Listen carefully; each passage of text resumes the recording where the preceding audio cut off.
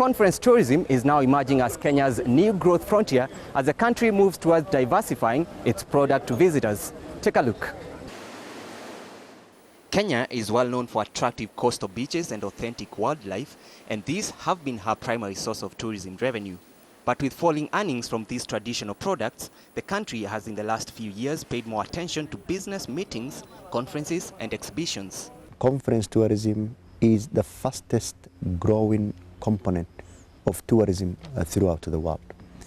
And persons or people who go for conferences, ordinarily their purchasing power is slightly higher. And there's going to be a multiply effect.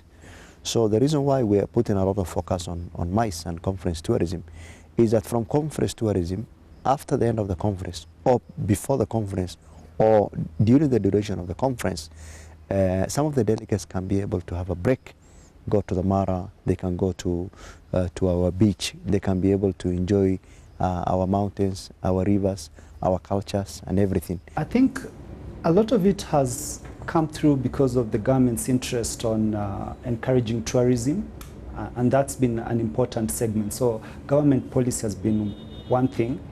We've seen also from a geographical advantage, Kenya has very good connectivity across the continent. It's centrally located with a very good airport and a national carrier. And that also helps to boost its attractiveness in terms of the strategy that it suits to employ in terms of conference tourism. In 2012, the International Congress and Convention Association ranked Kenya second in Africa on conference tourism, with South Africa earning the first position. We have overtaken Marrakesh in Morocco. We have overtaken Cairo. So we are relatively blessed in terms of position ourselves as a conference tourism in Africa. Having said that, we need to do more so that we should not be aiming at where we are, the second position, but to be the first position. Now here at the Bomas of Kenya, the facility can hold up to 3,000 delegates at a go. But with new investments lined up, this will go all the way to 10,000. Kenya has two main conference centers where government has stake. The iconic Kenyatta International Convention Center has a capacity of 4,000 delegates. We have a number of new big hotels, the big chain hotels, and the other existing ones are still there.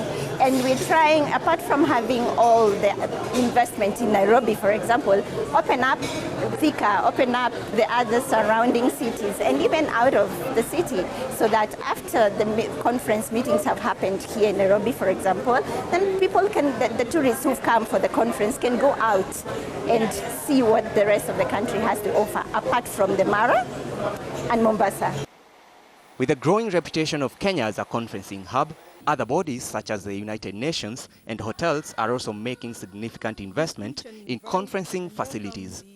Since the President of the United States came for the GES, after that, I must say there's been a build-up of investment.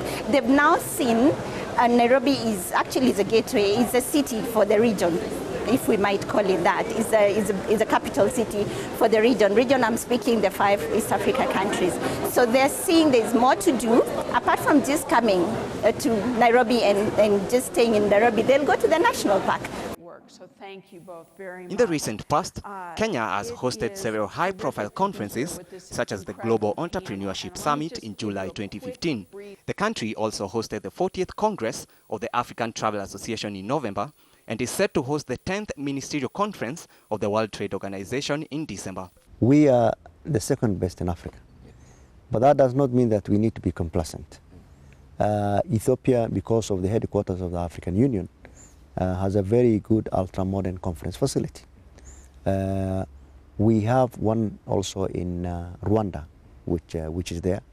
We have what we have in Arusha. We also have the Mololongo, I think, conventional conference facility in Kampala, Entebbe, Kampala.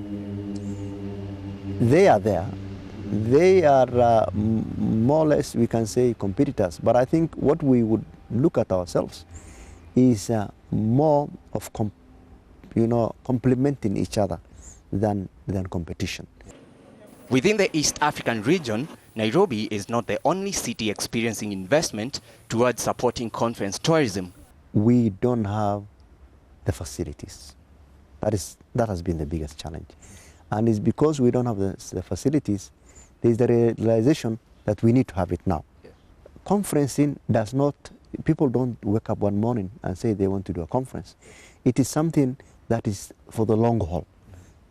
Conferences have already been planned for the next 20 years, 30 years, 40 years, and 50 years. So we might not have had that elaborate. Our MICE Secretariat, which is in place now, might not have been that strong initially, so that they can be able to bid.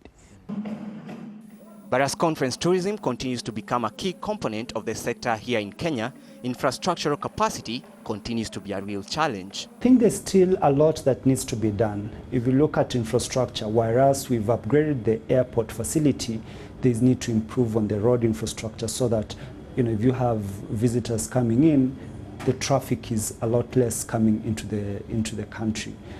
Into the city, because traffic has been a major bottleneck into Nairobi.